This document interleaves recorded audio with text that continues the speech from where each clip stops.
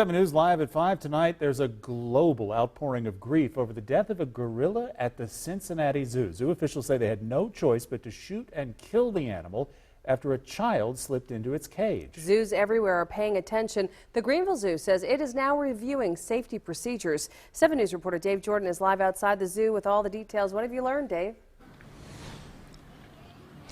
Well, Amy and Gordon, you know, this is one of those sad events that has zoos all over the country looking at their own safety protocols. And as you mentioned, the Greenville Zoo is no exception. The latest incident top of mind for attendees and zoo officials alike.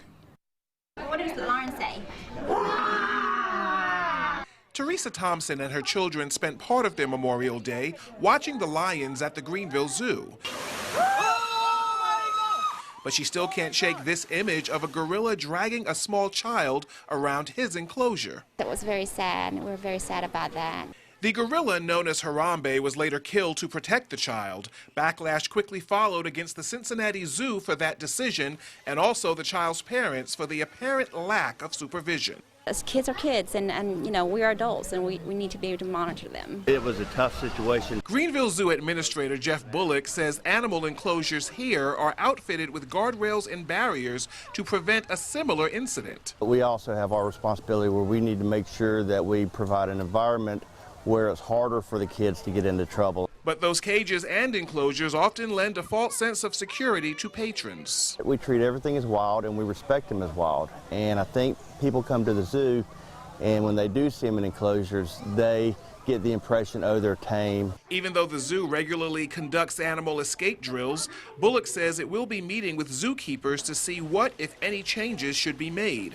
Parents we spoke with say it's up to them to be diligent. You're a parent, you have to be there with them. And the animals do the same thing. Ironically, they stay with their children.